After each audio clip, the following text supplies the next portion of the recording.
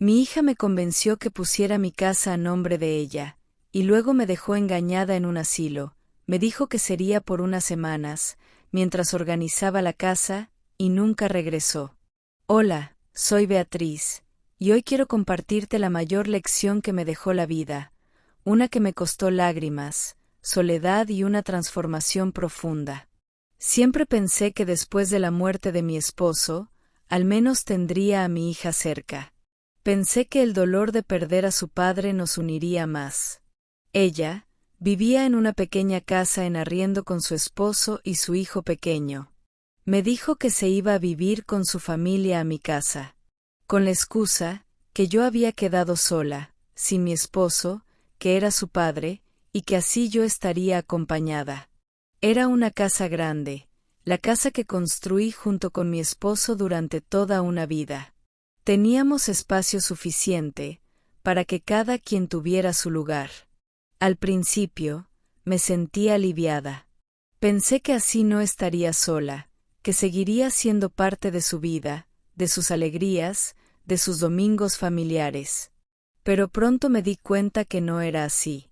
La casa es de 2 pisos y una terraza, y ellos se acomodaron en la parte de arriba. 3 habitaciones, sala, cocina, todo para ellos. Yo me quedé abajo, ya que para la edad que tengo, es más cómodo no tener que subir escalones. Pero al poco tiempo, las cosas empezaron a cambiar. Ya no me invitaban a almorzar, sentía que se me estaban escondiendo, o sea, vivíamos en la misma casa, pero parecíamos lejanos, cerraban la puerta cuando tenían visitas. Las conversaciones eran cada vez más frías. El esposo de mi hija comenzó a tratarme con indiferencia, luego con desprecio. Me hablaba con impaciencia, como si yo estuviera de más. La verdad, no me soportaba. En varias ocasiones le escuché decirle a mi hija, «Tu mamá nos quita espacio, nos limita, esta casa debería ser solo para nosotros». Y lo peor es que ella comenzó a escucharlo. Comenzó a cambiar conmigo. Ya no me buscaba para hablar. Ya no me preguntaba cómo me sentía. Parecíamos extrañas, como si no nos conociéramos. La casa que construí con tanto amor, con tantos sacrificios, la casa donde crié a mi hija, se convirtió en un lugar donde yo ya no era bienvenida. A veces escuchaba sus conversaciones, planeando remodelaciones como si yo no existiera. Hablaban de cambiar todo a su gusto, como si la casa nunca hubiera sido mía. Un día, mi hija me propuso algo.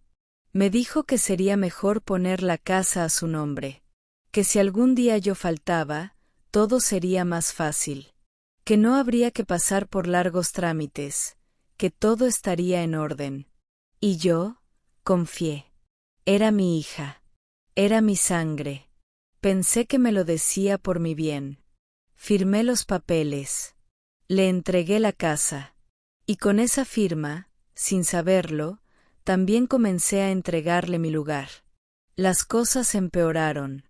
Las miradas de su esposo se volvieron cada vez más duras. Los comentarios se hicieron más crueles. Me hacían sentir que sobraba, que no era más que un estorbo en su nueva vida. Un día, mi hija me dijo que necesitaban hacer unas remodelaciones grandes, que necesitaban más espacio para ellos, que sería mejor que yo me fuera por unas semanas a un lugar donde pudiera estar tranquila mientras organizaban la casa. Me habló de un asilo, me aseguró que sería temporal, que solo serían unas semanas, que luego me recogería. Yo, con el corazón arrugado, pero aún confiando, le creí. Preparé una pequeña maleta con lo básico. Me llevó en su carro hasta la entrada de aquel lugar. Me dejó con un beso rápido y una promesa que todavía escucho en mi cabeza. «Mamá, te voy a buscar pronto. Solo mientras organizo la casa. Es por poco tiempo». Pasaron días, semanas, meses, y nunca volvió. Cada mañana miraba la puerta, esperando verla. Cada tarde me asomaba a la ventana por si llegaba. Pero no llegó. Ni una llamada. Ni una visita. Ni una palabra. Empecé a entender, aunque me resistía a creerlo, mi hija me había dejado allí. No por unas semanas. No mientras organizaba la casa.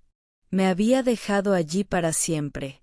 La casa que construí, donde crié a mi hija, donde soñé envejecer rodeada de mi familia, ya no era mía. Era suya. Y yo me había convertido en alguien que molestaba, en alguien que era más fácil dejar atrás. Pero la vida siempre tiene caminos inesperados. Y aunque me hayan querido dejar en el olvido, esta historia aún no termina.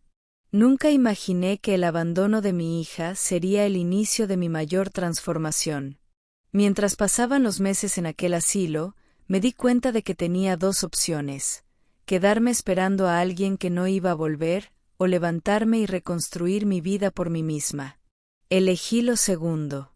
Durante las largas tardes de soledad, comencé a recordar las conversaciones que alguna vez tuve con mi difunto esposo.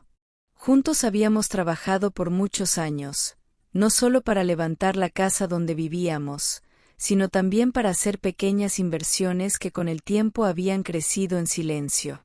Una de esas inversiones era una casa hermosa que habíamos comprado muchos años atrás, ubicada en una zona exclusiva. Una casa que mi hija jamás conoció, porque mi esposo y yo siempre la mantuvimos como un respaldo para nuestra vejez. Esa casa seguía estando a mi nombre. También tenía una cuenta de ahorros que nunca toqué. Mi esposo y yo la habíamos guardado para emergencias.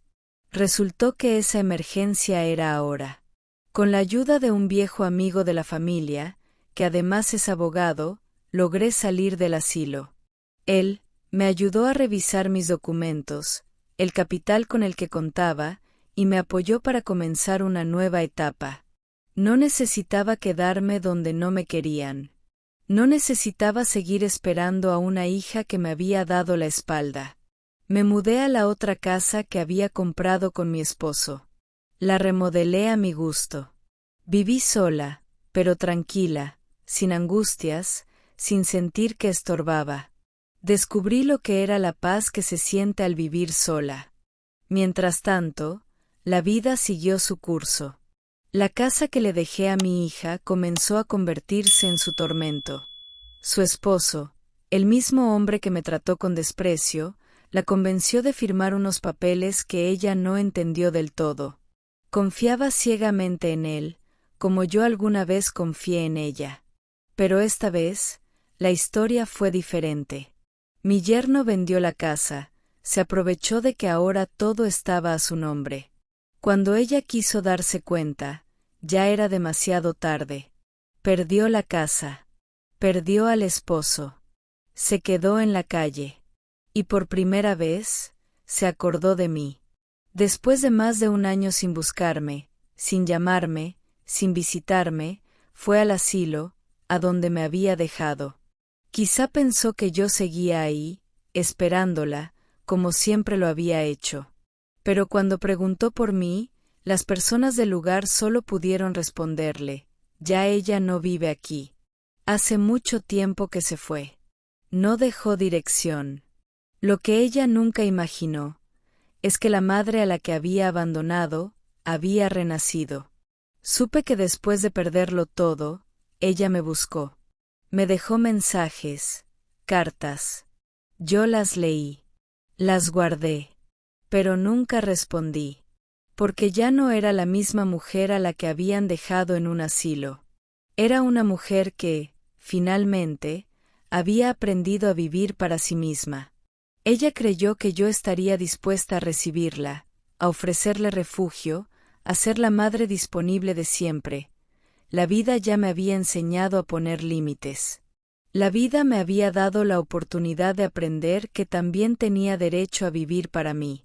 Si te está gustando mi historia, deja un me gusta a este video. Nunca imaginé que la vida, después de tanto dolor, me regalaría la oportunidad de empezar de nuevo.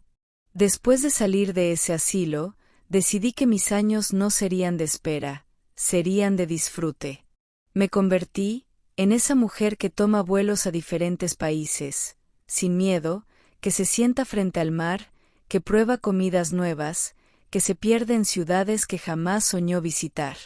Mis canas no me detuvieron. Mis arrugas no me avergonzaron. Mi edad, al contrario, se convirtió en mi mayor tesoro, porque ahora entendía lo que realmente valía cada minuto. Me hice amiga de la soledad. Descubrí que viajar sola no era estar sola. Cada viaje, cada paso, cada destino, me recordaba que no había nacido solo para servir, ni para sacrificarme toda la vida por otros. Nunca le guardé rencor a mi hija, ella tuvo su propia lección de vida. A veces, perdonar no significa volver a dejar entrar. Perdonar es dejar de cargar con la rabia, con la tristeza, con la herida, pero también es saber poner límites. Me convertí en una mujer que, finalmente, había aprendido a vivir para sí misma. Hoy disfruto de cada centavo que ahorré. Hoy viajo, compro, me regalo tiempo, me regalo vida. Ya no ahorro para nadie. No espero que me recuerden. No necesito que me llamen. No necesito ser parte de su mundo, porque ya tengo el mío. Y te voy a decir algo que me costó una vida entender. A veces, el mayor acto de amor propio es perdonar en silencio, pero seguir caminando sin mirar atrás. Me convertí en mi propia prioridad. Y aprendí que nunca es tarde para empezar a vivir. Ese es el mejor legado que hoy quiero dejar. Y antes de terminar con mi historia, te voy a dar una buena reflexión para que la medites. Hay decisiones que no tienen vuelta atrás. Y una de ellas es entregar la herencia en vida. Muchos padres, movidos por el amor, la confianza o el miedo al futuro, deciden ceder sus bienes antes de tiempo. Lo hacen pensando que así le facilitan la vida a sus hijos. Lo hacen creyendo que nada cambiará. Pero, tristemente, a veces sí cambia. Cuando una persona mayor entrega todo lo que tiene, también entrega su poder de decisión, su seguridad y, en muchos casos, su dignidad.